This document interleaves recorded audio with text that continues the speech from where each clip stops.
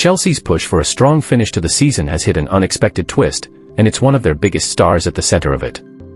Enzo Fernandez has been ruled out of Chelsea's next 2 matches after manager Liam Rosenior decided the midfielder's recent remarks about his future crossed an internal boundary. It's a bold call, especially with the club still chasing a Champions League spot and heading into 2 high-stakes fixtures. The situation began shortly after Chelsea FC were knocked out of the Champions League. In a post-match interview, Fernandez admitted he was uncertain about staying at Stamford Bridge beyond this season. While he stopped short of expressing any desire to leave, and even confirmed there had been no contact with Real Madrid, his comments created unease behind the scenes. He later added that he would like to experience life in Spain one day, even saying Madrid reminded him of Buenos Aires.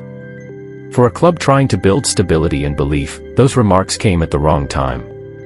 Rosenior responded by taking decisive action. Fernandez will sit out the FA Cup quarter-final against Port Vale, as well as a crucial Premier League clash against Manchester City on April 12. The manager described the decision as a sanction, not a punishment driven by emotion, but one rooted in protecting the culture and standards being built at the club.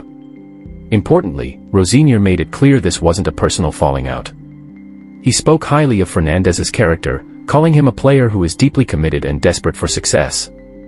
Their conversation, he revealed, was calm and honest, and their relationship remained strong. That's also why Fernandez will keep his role as vice-captain, an indication that trust hasn't been completely broken. What stands out is that this wasn't a one-man decision.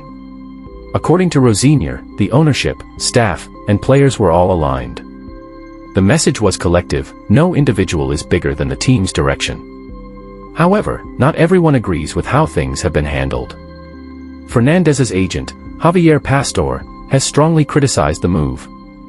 He labeled the ban as excessive and poorly justified, especially given the importance of the upcoming games. He argued that Fernandez never disrespected the club or pushed for a transfer, and instead has been one of Chelsea's key figures throughout the season. The timing adds another layer to the story. Chelsea have just come through a difficult spell, losing 4 consecutive matches in March, including a heavy aggregate defeat to Paris Saint-Germain in Europe. Confidence has clearly taken a hit, and emotions within the squad have been running high. Fernandez isn't the only player to speak openly either. Defender Marc Cucurella also hinted at a possible return to FC Barcelona in the future, although he later clarified he is happy at Chelsea and not planning an immediate move. Rosenior even held a 30-minute conversation with him to ensure full focus and commitment moving forward. From the manager's perspective, these comments aren't rooted in disloyalty, they come from frustration and ambition. The squad believed they could achieve something special in the Champions League, and that disappointment has spilled over into public interviews.